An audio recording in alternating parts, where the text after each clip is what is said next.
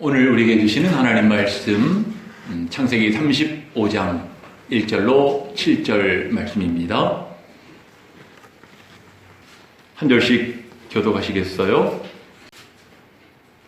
하나님이 야곱에게 이르시되 일어나 베들로 올라가서 거기 거주하며 내가 네 형 에서의 낯을 피하여 도망하던 때에 내게 나타났던 하나님께 거기서 제단을 쌓으라 하신지라. 야곱이 자기 집안 사람과 자기와 함께하는 모든 자에게 너희 집에 있는 이방 산상들을 버리고 자신을 정결하게 하고 너희들의 의복을 갖고 이르라. 우리가 일어나 베들로 올라가자. 내 환난 날에 내게 응답하시며 내가 가는 길에서 나와 함께하신 하나님께 내가 거기서 제단을 쌓으려 하노라 하매 그들이 자기 손에 있는 모든 이방 산상들과 자기 뒤에 있는 뒷골들을 야곱에게 던지라. 야곱이 그것들을 세게 붙여 상기나무 아래에 묻고 그들이 떠났으나 하나님이 그 사면 고울들로 크게 두려워하게 하셨으므로 야곱의 아들들을 추격하는 자가 없었더라. 야곱과 그와 함께하는 모든 사람이 가나안 땅 루스 곧 베델에 이르고 다 같이 그가 거기서 제단을 쌓고 그곳을 엘베델이라 불렀으니 이는 그의 형의 낯을 피할 때에 하나님이 거기서 그에게 나타나셨음이더라. 아멘. 26년 차 최장수 아이돌 그룹 하면 이제 신화를 이야기하는데요. 이 그룹 신화의 멤버였던 이민우 씨가 10년 만에 최근 자신이 직접 제작한 솔로곡을 발표했더군요. 제목이 다시였어요. 다시. 그 라디오 프로그램 진행자가 물어봤습니다. 곡의 제목을 다시라고 하는데 무슨 의미가 있느냐 물어봤더니 이민우 씨가 대답하기를 이제 봄날이 돼서 사람들이 좀 더 밝고 활기찬 모습으로 사셨으면 좋겠다 해서 이렇게 지었다고 하는 것이고, 또 자기 자신도 26년 전 그 아이돌 그룹 신화의 명성과 화려함이 다시 재현되기를 원하는 마음으로 이 곡을 만들었다고 이야기를 하더군요. 제가 노래를 좀 들어봤는데요. 노래를 들어보니까 소중한 인연과의 관계 회복을 열망하고 있는 가사였고요. 특히 가사 내용 가운데는 again and again 이라는 말이 계속 반복이 되더군요. 다시 또 다시. 저는 이 이민우 씨의 이야기나 그 노래를 들으면서 새삼스럽게 우리 신앙생활에서도 이 다시의 은혜가 얼마나 귀한 것인가 하는 것을 생각해보는 기회를 가졌습니다. 오늘 우리가 함께 교독한 본문 말씀은요, 가정적으로 큰 혼란을 만난 야곱이 하나님 앞에 엎드러져 기도했을 때 하나님께서 그에게 나타나셔서 하신 말씀으로부터 시작되고 있죠. 그 내용이 오늘 본문 1절이에요. 1절을 보시면은 여호와께서 야곱에게 이르시되 일어나 베들로 올라가서 거기 거주하며 내가 네 형 에서의 낯을 피하여 도망하던 때에 내게 나타났던 하나님께 거기서 제단을 쌓으라 하신지라. 이렇게 시작을 하고 있어요. 여러분들 이미 형과의 문제는 깨끗하게 해결이 됐죠. 지금 이 시점에. 근데 야곱이 아직 풀지 못한 숙제가 있었다는 거예요. 오래전 형의 낯을 피하여 도망갈 때 자기에게 나타나셨던 그 하나님, 베델의 하나님께 자기 돌을 세우고 소원 기도를 하지 않았어요? 하나님, 나로 평안히 내 아버지 집으로 돌아오게 하신다면 내가 기둥으로 세운 이 돌이 하나님의 전이 될 것이요, 하나님께서 내게 주신 모든 것에서 10분의 1을 내가 반드시 하나님께 드리겠나이다. 이렇게 소원을 했단 말이죠. 그런데 이제 시간이 지나서 형과의 문제도 해결이 되었고 평안하게 살게 됐잖아요. 근데 이 베델의 소원 기도는 깨끗하게 잊어버리고 말았어요. 게다가 야곱 일가가 눌러 앉아 살게 된 세겜이라고 하는 곳은 우상도시였습니다. 그곳에 살다 보니까 야곱의 가족들이 다 하나님 백성으로서의 정체성을 잃어버리고 우상 백성화 되어버린 거예요. 따라서 야곱 집에 일어난 환난은 신실함을 잃어버리고 또 하나님 백성으로서의 정체성을 잃어버리고 세속화되어버린 야곱 가정에 대한 하나님의 징벌이었다는 사실입니다. 참 이 하나님의 응답을 받았을 때 야곱은 깨닫고 즉시 일어나 이제 가족들을 소집을 하여서 베델로 올라가기를 결심하게 되었죠. 그러면서 그동안 가족들이 입고 있었던 모든 세겜의 복장들을 다 벗게 했어요. 예전의 의복으로 갈아입게 하고 그들이 세겜에서 얻은 그 귀한 장식물들, 근데 그것들은 다 바로 세겜의 우상들을 상징하는 것이었거든요. 그런 것들을 다 떼어내어서 나무 아래 파묻어버리고 그리고 하나님 지시하신 대로 베델에 올라가서 거기서 하나님 앞에 이제 제사를 드리게 되었을 때 어떤 일이 일어났을까요? 오늘 본문 다음에 나오는 9절 말씀을 보니까 하나님이 다시 야곱에게 나타나사 그에게 복을 주셨다고 말씀하고 있습니다. 여러분들 신구약 성경에는 이와 비슷한 신앙을 회복한 사건들이 참 많이 등장을 합니다. 그래서 이 시간에는 이 성경에 나오는 이 다시라고 하는 말의 영적 의미가 무엇인가 하는 것을 우리가 먼저 생각해 보고 나아가 이 다시의 은혜 속에서 하나님이 오늘 우리 새로운 교회에 주시는 교훈이 무엇인가, 권면의 말씀이 무엇인가 하는 것들을 생각해 보면서 은혜를 받기를 원합니다. 하나님께서 이 시간 저와 여러분들에게 큰 은혜 주시기를 원합니다. 먼저 이 성경에 나타난 다시라고 하는 이 말 속에 들어있는 영적 의미가 무엇인가 하는 걸 좀 생각해 보려고 하는데요. 우선 첫 번째는요, 기회입니다. 기회. 실패해서 만회할 수 있는 기회를 말해요. 하나님이 지금 야곱에게 기회를 주셨습니다. 그 기회는 어떤 기회입니까? 다시 새로워질 수 있는 기회. 다시 약속을 이행할 수 있는 기회를 주신 거예요. 물론 이 기회는 거저 얻은 것은 아닙니다. 야곱이 아주 값비싼 대가를 치르지 않았습니까? 그리고 얻은 기회예요. 은혜인 것이죠. 근데 여러분들 이 신약 성경 가운데도요, 이와 비슷한 사례를 찾아볼 수가 있는데 바로 이제 요한계시록에 나오는 에베소 교회예요. 에베소 교회는 참 훌륭한 교회였습니다. 참 충성하고 봉사하는 교회, 헌신된 교회. 무엇보다 진리에 바로 서 있는 교회였어요. 교회 안에 이단이라든가 이런 사람들은 과감히 척결하고 그러면서 교회의 순수성을 지키려고, 교회의 성결을 지키려고 몸부림친 교회가 에베소 교회였단 말이죠. 얼마나 훌륭한 교회입니까? 그럼에도 불구하고 이 교회에 한 가지 부족한 것이 있었으니 바로 처음 사랑을 잃었다는 거예요. 너무 진리로 바로 서려고 하다 보니까 처음 사랑을 잃어버렸어요. 주님께서 이 교회에 나타나셔가지고 준엄하게 책망하십니다. 너의 처음 행위를 가지라. 처음 사랑을 회복하라.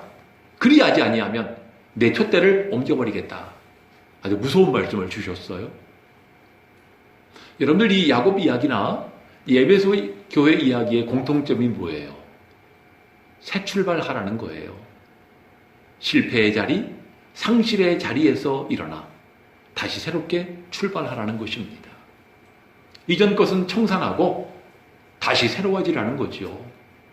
그런 점에서 보면 이렇게 다시의 기회를 주신 이 하나님의 은혜는 바로 촉구였다는 사실이에요. 하나님의 촉구. 그리고 동시에 야곱이라든가 에베소 교회라든가 이런 교회는 바로 소망이었다는 것입니다. 하나님의 촉구이자 소망이었어요. 여러분들 지금 오늘 이 시대에도요, 세상 살아가는 사람들 가운데는 어떤 일로 인해서 절망하고 주저앉아 있는 사람들이 있는 것을 보는데 대부분 그런 사람들은 바로 소망을 잃어버린 거예요. 마약에 사로잡히고 또 무엇인가 중독되고 어떤 사람은 스스로 목숨을 끊는 사람도 있어요. 왜 그런 거죠? 이 다시의 소망이 없기 때문입니다. 이 다시의 소망이 왜 이렇게 중요할까요?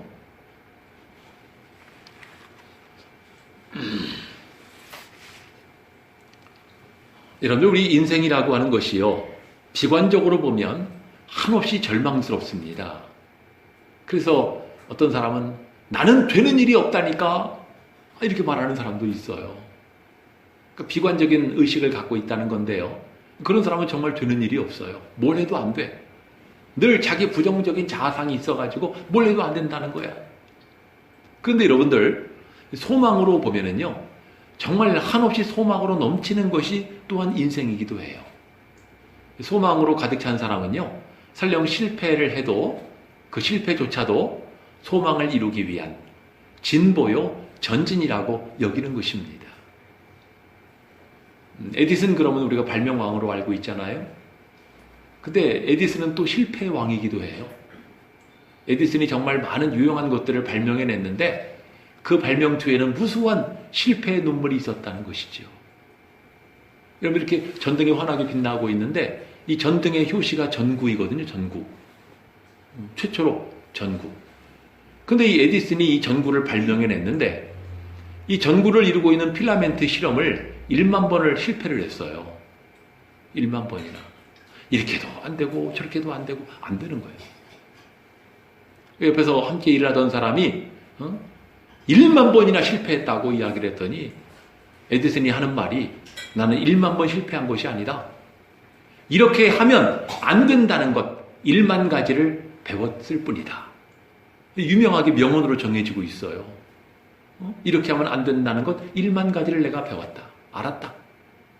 사랑하는 여러분들, 하나님께서는 우리 모두에게 다시의 기회를 주셨는데 그 은혜를 가지고 다시 악습으로 돌아가는 여러분들 되지 마시고 하나님이 주시는 정말 새 출발의 기회, 새로워지는 기회로 삼으시기를 바랍니다. 두 번째, 다시가 주는 성경적 의미는요, 복구 또는 회복이라고 할 수가 있어요. 다시 말하면 초심으로 돌아간다는 것입니다. 제가 신학교 다닐 때요, 한국교회에 유행했던 말이 초대교회로 돌아가자, 이 말이 굉장히 유행을 했어요. 그러니까 여러분들, 초대교회로 돌아가자는 얘기는 뭐예요? 초심으로 돌아가자는 거고 기본으로 돌아가자는 것이고 처음 상태로 돌아가자는 거잖아요. 그래서 그것은 복구이면서 회복인 것입니다. 여러분들, 오늘 우리 주변에 얼마나 회복되어야 될 것이 많아요. 나라도 회복되어야 되고요, 경제도 회복되어야 되고요, 우리 가정이나 우리 교회도 신앙도 회복되어야 되고 우리 신앙도 회복되어야 되지 않겠습니까? 우리 건강도 회복되어야 할 줄로 믿습니다. 이 회복된다는 말은 처음에 좋았던 상태, 건강했던 상태로 다시 돌아간다는 뜻이에요. 그렇다면 우리가 죄로부터 하나님께로 돌아가는 것을 뭐라고 그래요? 회개라고 하죠. 회개. 회복과 회개. 그래서 여러분들이 복구라든가 회복이라든가 회개라고 하는 것은 바로 다시가 주는 그런 영적 의미인 것입니다. 하나님께서는요, 우리가 초심으로 돌아갈 때 우리를 회복시켜 주십니다. 갈멜산의 엘리야가 무너진 여호와의 제단을 수축했다, 이렇게 말씀 기록되어 있거든요. 수축한다는 말 자체가 한자 말인데 다시 세운다는 뜻이에요. 엘리야가 무너진 여호와의 제단을 다시 세우면서 멀어진 이스라엘 백성과 하나님과의 관계가 다시 복구되기를, 회복되기를 얼마나 열망하는 마음이었겠어요. 또 여러분들, 이 에스겔 37장을 보면은요, 하나님께서 선지자 에스겔에게 골짜기 환상을 보여주셨죠. 거기에 보니까 마른 뼈가 가득한 거예요. 여러분들, 이미 죽어서 오래되어서 널브러진 이 뼈들이 다시 솟게 되는 광경을 보여주십니다.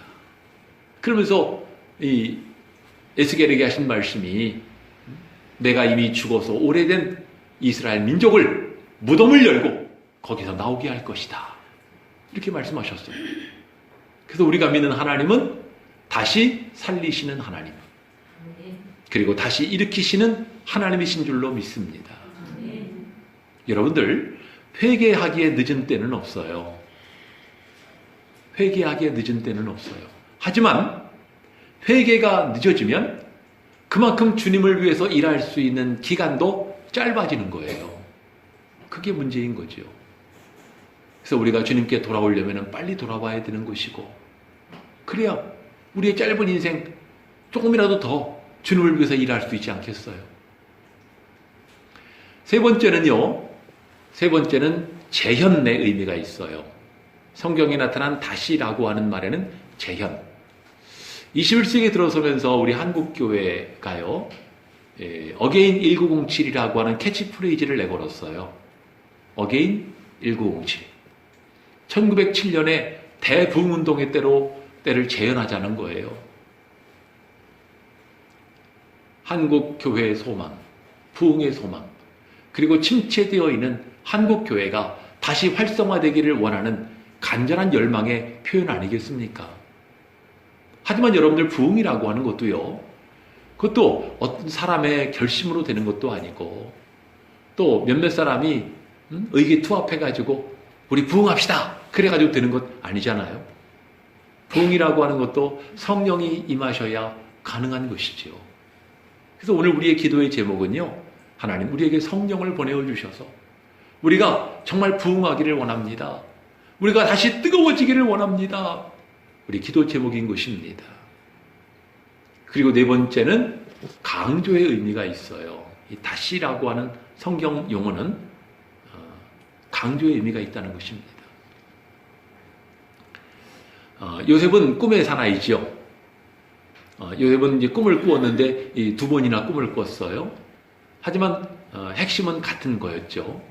나중에 이제 바로 왕도 두 번이나 꿈을 꾸게 됩니다. 메시지는 같았어요. 근데 이 꿈을 해몽할 자가 없는 거였죠. 그때 이제 감옥에 있던 이제 요셉이 호출을 받게 되었어요.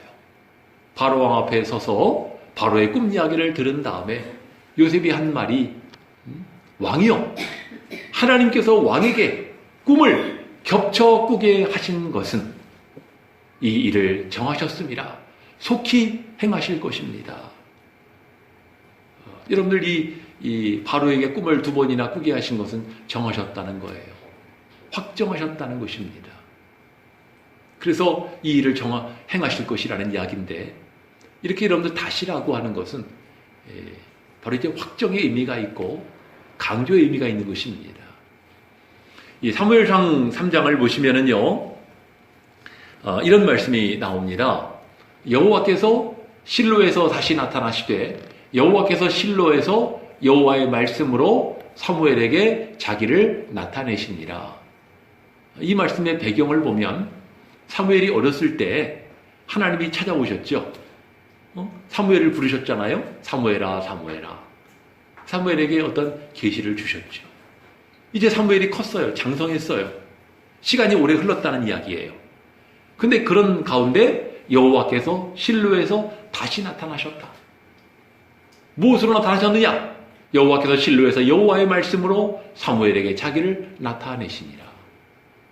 어떤 의미가 있는 거죠? 사무엘에게 바로 그를 하나님의 선지자로 세웠음을 확정하신 것이고, 이것을 강조하시는 의미가 있는 것입니다. 다시 나타나셨다, 다시 말씀하신다라고 하는 것은 그만큼 중요한 것입니다. 지금 여러분들에게 성경에 나오는 다시라는 말이 주는 영적 의미가 무엇인가 하는 것을 네 가지로 소개해드렸어요. 첫 번째는 그건 기회였다, 새 출발의 계기였다 하는 거였죠. 두 번째는 뭐였어요? 두 번째는 회복, 복구, 회개의 의미가 있었다 하는 것을 살펴봤고요. 세 번째는 재현, 그리고 네 번째는 강조와 확정의 의미가 있다. 그게 여러분들에게 소개해드렸어요. 여러분들, 하나님께서 우리에게 다시의 은혜를 주시지 않았다면 우리 어떻게 됐겠습니까? 우린 소망이 없었을 거예요. 범죄한 아담과 하와에게 다시의 은혜를 주시지 않았다면 온 인류는 절망일 수밖에 없는 것입니다. 여러분들, 우리가 이 범죄한 가운데서 하나님께서 우리에게 다시 은혜를 주셨기 때문에 우리는 주님 앞에 설 수 있는 것 아니겠습니까? 살면서 우리가 얼마나 많이 실패하고 실수하고 우리 그렇게 살아가는 존재 아니에요? 하지만 그런 우리에게 다시의 은혜를 주시고 다시 하나님 앞에 나오게 하신 줄로 믿습니다. 여러분들, 이제까지도 하나님께서 다시의 은혜를 주셨지만 지금 이 순간에도 앞으로도 우리에게 다시의 은혜를 주시기를 원합니다. 자, 지금까지 여러분들에게 다시라고 하는 성경적 용어가 주는 의미가 무엇인가 하는 것을 이 시간 살펴봤는데요. 그렇다면 이제 다시의 은혜를 받은 우리가 과연 이 하나님께서 우리 새로운 교회에게 주시는 영적 교훈이 무엇이냐, 다시의 은혜를 받은 우리가 과연 어떻게 해야 되는가 하는 것을 우리가 이 시간에 생각해 보려고 하는데요. 그 첫 번째는 다시의 은혜를 받았으니 이제 우리는 영적 분별력을 가져야 합니다. 무엇을 가져야 된다고요? 영적 분별력, 영적 통찰력을 가져야 한다는 것입니다. 하나님께서 함께 하시는 교회, 또 하나님이 함께 하시는 사람에게는요, 시험이 없을 수가 없어요. 예수를 잘 믿었더니 모든 것이 형통하더라, 모든 것이 다 잘 되더라. 우리 다 그렇게 되기를 바라죠? 하지만 그것은 맞지 않는 말일 수도 있어요. 왜냐하면 여러분들, 하나님이 복을 주시는 사람, 또 하나님의 일을, 특별히 일을 맡은 사람에게는요, 반드시 시험이 찾아오거든요. 이게 성경적인 원리예요. 시험이 없을 수가 없어요. 중요한 것은 이것이 시험이구나 하는 것을 바로 분별하고 거기에 바로 대응을 해야 한다는 것입니다. 근데 여러분들, 이 신앙생활의 초보자들은요, 이 성경적인 것과 세속적인 것을 잘 구분을 못해요. 또 영적으로 미숙한 사람들은 영적인 것과 인간적인 것을 잘 구분을 못합니다. 인간적인 걸 영적이라고 생각하고 영적인 것을 인간적으로 해석하려고 그러고 한다는 거예요. 자, 지금 본문의 말씀이 야곱의 이야기인데, 야곱 가정에 환란이 일어났어요. 야곱의 딸이 세겜 추장의 아들에게 강제추행을 당했어요. 그리고 이 일로 말미암아서 분노한 야곱의 아들들이 세겜 족속을 속여가지고 그들을 칼로 다 쳐 죽여버립니다. 무서운 살인극이 벌어진 거죠. 자, 이 가정의 가장인 야곱은 어떤 영적 분별을 가져야 되는 걸까요? 현상으로 보면 그래요. 현상으로 보면은 우리는 하나님 백성이야. 세겜 사람들은 하나님을 알지 못하는 우상 백성들이야. 근데 어떻게 감히 저 우상 백성들이 우리 하나님 백성을 건드려? 우리 당연히 보복해야 돼. 여호와 이름으로. 그래가지고 다 칼로 쳐 죽인 거예요. 그러면서 하는 말이 세상 것들은 다 저 모양들이야. 여러분, 이게 영적 분별력일까요? 이게 영적인 분별력일 것 같습니까? 영적 분별력이라고 하는 것은요, 교회를 오래 다녔다고 자동적으로 얻는 것이 아닙니다. 깊은 기도와 그리고 깊이 말씀을 묵상할 때, 무엇보다 정말 하나님 중심으로 살려고 애를 쓸 때 그런 사람에게 주시는 하나님의 은혜예요. 그래서 영적 분별력은 하나님의 지혜인 것입니다. 제가 지난 주간에 우리 노회가 있어가지고 그 강남에 있는 청운교회를 갔다 왔거든요. 화요일 날. 근데 청운교회는요, 청운교회는 우리 노회에 소속되어 있는 교회인데 출석 교인의 수가 2만 명이 넘는 교회예요. 대형 교회죠. 우리 노회에 있는 교회인데, 제가 이제 그 교회에서 예배를 드리고 회의를 하는데 갑자기 유치한 생각이 좀 들었어요. 무슨 생각이냐면, 야, 이 교회에서 사람들이 예배를 드리고 기도할 때 만나는 하나님은 우리 새로운 교회에서 만나는 하나님과 다른 하나님인가? 다른 하나님일 것 같아요? 아니죠. 2만 명 아니라 20만 명 모이는 교회를 할지라도 그런 교회에서 예배하고 기도하는 것과 우리 새로운 교회에서 기도하는 것이 다를 수가 없어요. 큰 교회 목사님이나 성도는 기도 안 해도 되고, 야, 우리 교회 이렇게 크니까 우리 전도 안 해도 되고 기도 안 해도 돼. 하나님이 함께 하시겠어요, 그러면? 하나님은 교회 사이즈를 보시는 분이 아닙니다. 어느 곳에서 기도하든지, 어느 곳에서 예배를 하든지 그 하나님은 똑같은 하나님이신 것입니다. 우리 교회에서 예배드리는 하나님, 우리 교회에서 기도하는 여러분들의 기도가 하나님께서 기뻐 받으시는 그러한 기도이고 응답인 줄로 믿습니다. 중요한 것은 뭐예요? 우리가 정말 어느 곳에 있든지 어느 때에 있든지 하나님 앞에 깊이 기도하기를 힘쓰면서 말씀을 깊이 묵상하시는, 그리고 하나님 중심으로 살려고 애쓰시는 여러분들 되시기를 바랍니다. 그럴 때 여러분에게 무엇을 주신다고요? 영적인 분별력을 주시는 것입니다. 영적인 통찰력. 그리고 두 번째는요. 두 번째는 영적 분위기를 바꿔야 한다는 것입니다. 다시의 은혜를 입었다면 영적 분위기를 바꿔야 한다는 거예요.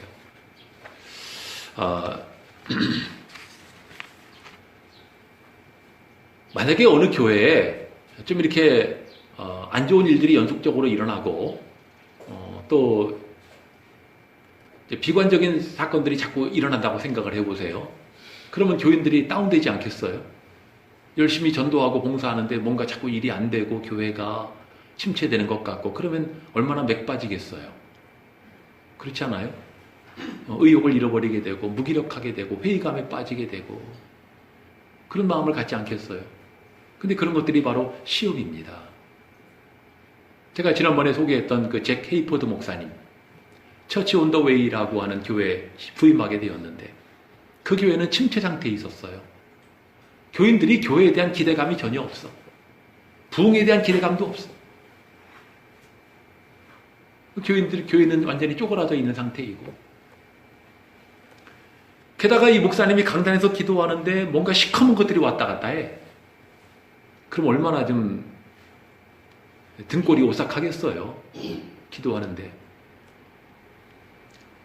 그런데 다른 교회나 다른 교회 목사님이나 성도 같으면 야, 이곳은 내가 있을 곳이 아닌 것 같아, 그런 마음도 품지 않겠어요? 근데 이 목사님은 하나님께서 이것 때문에 나를 여기에 부르셨구나 라고 깨달은 거예요. 그 다음부터는 교인들과 함께 전투적인 기도를 하기 시작합니다. 마귀를 쫓아내는 운동, 기도를 한 거예요. 그러면서 곳곳마다 하나님의 영광을 선포하고 하나님의 존귀하심을 나타내고 그런 일들을 1년 이상을 하게 된 거죠. 그랬더니 이 교회가 처음에 170명으로 늘어나더니 교회가 나중에 1만 명으로 부흥을 했어요. 누가 그 교회가 그렇게 되리라고 상상이나 했겠어요? 물론 수가 다는 아니에요. 하지만 이렇게 되면서 이 교회의 영적 분위기가 확 바뀌게 되었다는 것입니다. 여러분들 지금 야곱의 가정 이야기를 하고 있는데 야곱의 가정도 영적으로 침체된 상태일 수밖에 없어요. 안 좋은 일이 연속적으로 일어났잖아요. 야곱의 사랑하는 딸이 큰 상처를 받았어요. 그것만 해도 온 가족이 다 지금 고통스러운 상황 아니에요. 거기에다가 지금 야곱의 아들들이 분노해가지고 칼 들고 쫓아가가지고 한 족속을 다 도륙해버렸습니다. 살인을 했어요. 한순간에 야곱의 가정은요, 분노와 상처와 범죄로 얼룩진 그런 가정이 되어버리고 만 거예요. 하나님의 성도의 가정인데 얼마나 참 괴로운 상황이에요. 아까 소개한 것처럼 이러한 때 야곱이 하나님 앞에 엎드러져 기도하게 되었고 하나님 말씀에 순종하여 베들로 올라가 다시 하나님께 제단을 쌓고 예배하게 되었을 때 어떻게 됐어요? 하나님이 다시 나타나셔서 야곱의 가정에게 복을 주셨다. 그 가정을 회복시키셨다는 말이에요. 영적 분위기가 바뀌게 되었다는 이야기입니다. 여러분들 우리 교회 교인들 저는 훌륭한 분들이라고 생각을 해요. 참 충성되게 봉사하는 분들이 우리 교회 얼마나 많은지 몰라요. 참 우리 교회 참 좋은 교회인데요. 하지만 이 가운데 만족하지 말고 앞으로 더 우리 교회가 좋은 영적 분위기로 바꾸어져 가야 할 줄로 믿습니다. 세 번째는요, 우리가 다시의 은혜를 입었다면 이제는 누가 뭘 해주기를 기대하지 말고 내가 무엇인가를 하려고 해야 하겠어요. 내가 하려고 하는 거예요. 우리 지난 주일날 설교 시간에 사도행전적 교회, 사도행전적 신앙, 특성 5가지를 여러분들에게 소개하지 않았습니까? 그 가운데 5번째가 뭐였어요? 구경꾼이 변하여 사역자로 바뀌는 공동체였다. 그러지 않았습니까? 여러분들 구경꾼이 사역자로 바뀌었다는 것인데요. 구경꾼은 뭐가 구경꾼이에요? 일을 잘하나 못하나 그걸 따지고 그런 사람이 구경꾼이에요. 또 구경꾼은 나한테 뭘 해주나 안 해주나 그런 걸 따지는 사람들이 구경꾼입니다. 미국의 제35대 대통령이 존 F 케네디입니다. 존 F 케네디가 대통령으로 당선돼가지고 이제 대통령 취임 연설을 하게 되었는데 그 연설문이 얼마나 유명한지 지금까지도 전 세계 사람들에게 널리 알려져 있어요. 대통령 연설문 가운데는 아마 이분의 연설문이 전 세계적으로 알려진 독보적인 연설문일 거예요. 근데 그 가운데도 가장 유명하게 인용되고 있는 부분이 있어요. 그 좀 소개해드리면은요, 존 F 케네디가 직접 쓴 연설문이라고 합니다. 이런 부분이 나옵니다. 국민 여러분, 조국이 여러분들을 위해서 무엇을 해줄까를 묻지 마시고 여러분이 조국을 위해 무엇을 할 수 있을까를 물으시기 바랍니다. 세계 시민 여러분, 미국이 여러분을 위해서 무엇을 해줄까를 묻지 마시고 우리가 힘을 합해서 인류의 자유를 위해서 무엇을 할 수 있을지를 물으시기 바랍니다. 이 부분이 유명하게 전해지고 있어요. 저는 이 부분이 오늘 우리 교회에도 해당된다고 생각을 해요. 교회가 나를 위해 무엇을 해줄까를 묻지 말고 내가 교회를 위해 무엇을 할 수 있을까? 여러분들 그거 물으시기 바랍니다. 오늘 본문의 야곱은요, 사실 할 수 있는 게 별로 없었어요. 뭘 할 수 있겠어요? 이 환난을 만났는데 유일한 한 가지 할 수 있는 일은 하나님 앞에 엎드러지는 것뿐입니다. 하나님, 우리 가정이 왜 이렇게 됐습니까? 하지만 그것이 바로 가장 중요한 일이었다는 거예요. 그것이 이 가정이 변화되고 이 가정이 하나님께 다시 은혜를 받는 지름길이 되었다는 사실입니다. 교회나 목회자는요, 우리 성도들이 좀 더 편안하게 신앙생활하도록 또 어떻게 하면 영적으로 좀 성장할 수 있을까 그런 것을 고민하는 것이죠. 하지만 우리 교인들은요, 내가 우리 교회를 위해서 뭘 할 수 있을까? 내가 주님을 위해서 어떤 봉사를 할 수 있을까? 여러분들은 이걸 고민해야 되는 겁니다. 우리 성도들끼리 서로 대접하기도 하고 대접을 받기도 하잖아요. 여러분들 그냥 하지 마시고 반드시 주의 이름으로 하시기 바랍니다. 그저 인간적인 친밀감으로 그냥 오늘 내가 살게, 다음은 네가 사. 그게 얼마나 오래 가겠습니까? 여러분들, 우리는 예수 믿는 사람들은 뭘 하더라도 주의 이름으로 해야 하는 것입니다. 그럼 주님이 기억해 주시지 않아요? 주님, 내가 주의 이름으로 대접합니다. 주님, 내가 주의 이름으로 대접을 받습니다. 그것이 주님 앞에 기억되는 것입니다. 사랑하는 여러분들, 우리 교회는 더욱 뜨겁게 봉사하는 교회, 더욱 뜨겁게 헌신하는 교회, 더욱 섬기고 베풀고 사랑하는 귀한 공동체 되시기를 바랍니다. 마지막 4번째는요, 우리가 다시의 은혜를 받았다면 이제는 장기적 안목을 가지고 신앙생활을 해야 하겠습니다. 장기적 안목으로 신앙생활을 하셔야 돼요. 우리 신앙생활 하루틀 하다가 그만둘 거 아니잖아요. 주님 앞에 서는 날까지, 죽는 날까지 주님 앞에 주님을 섬기다가 주님 앞에 서야 되는 존재 아닙니까? 그런 점에서 보면 육상 경기 가운데 우리 신앙이라고 하는 것은 단거리 경주가 아니고 장거리 마라톤이에요. 이 마라톤 선수에게 가장 중요한 건 페이스 조절이에요. 기분 좋다고 막 뛰어가면 안 됩니다. 페이스 조절을 잘해야 돼요. 이처럼 우리 신앙생활도 페이스 조절이 필요해요. 제가 목회하면서 가장 우려스러운 사람이 어떤 사람인 줄 아십니까? 어느 날 갑자기 지나치게 봉사하는 사람, 어느 날 갑자기 지나치게 열심히 내는 사람이 참 걱정이 돼요. 되게 그런 사람들은 얼마 못 가요. 처음에는 막 그냥 교회를 들었다 놨다 하는 것처럼 그러다가 얼마 못 가서 푸르르 꺼져버려. 교회도 안 나와요. 그런 사람들 많이 봤어요. 여러분들 성령 충만함 받은 사람도요, 분위기를 보면서 절제하는 것입니다. 그리고 봉사할 때는 은밀히 봉사하지 않겠어요. 우리 신앙 생활에는 장기적 안목이 필요해요.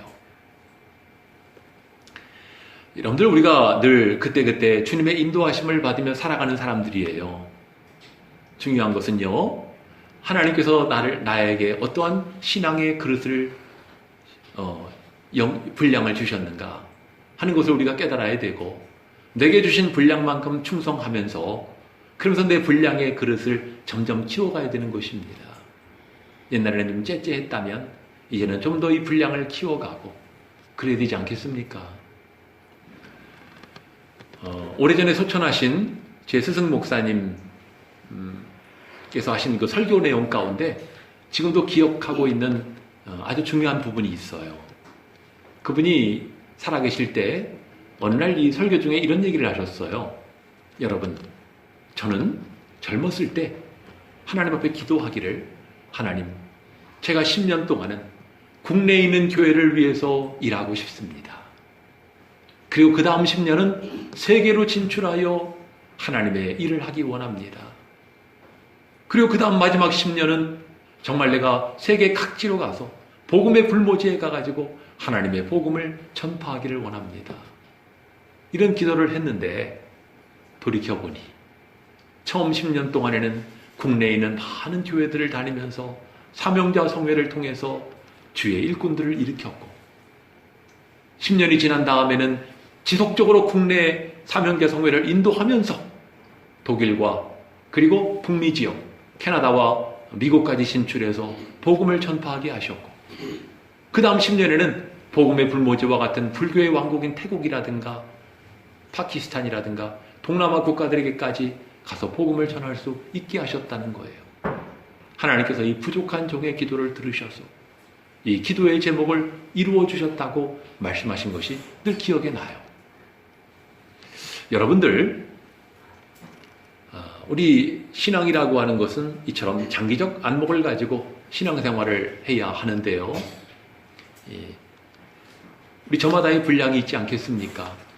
이 분량을 충실히 감당하면서 나의 신앙의 분량, 그분은 목사님이시지만 우리는 신앙이죠. 신앙의 분량을 조금씩 키워가야 할 줄로 믿습니다. 이것이 여러분들, 제가 우리 새로운 교회를 목회하면서 갖고 있는 목회 비전이기도 해요. 지금은 우리 교회가 지역사회 영혼 구원을 위해서 우리가 힘쓰고 있지 않습니까?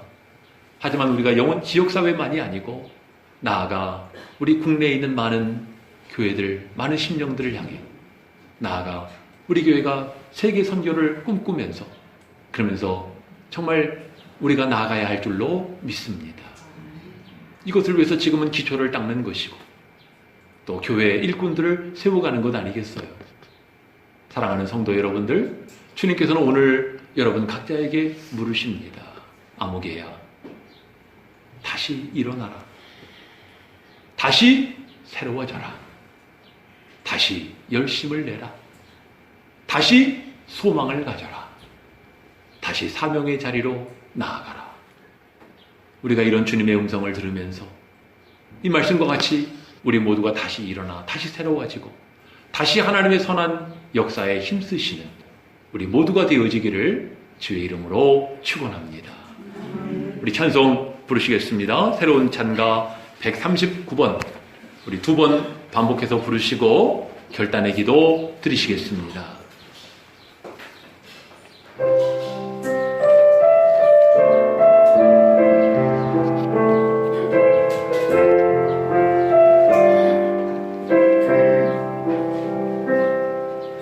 주님 다시 오실 때까지 나는 이 길을 가리라. 좁은 문 좁은 길 나의 십자가 지고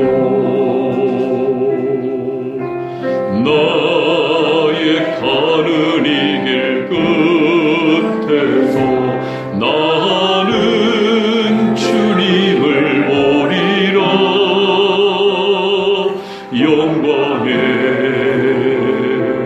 내 주님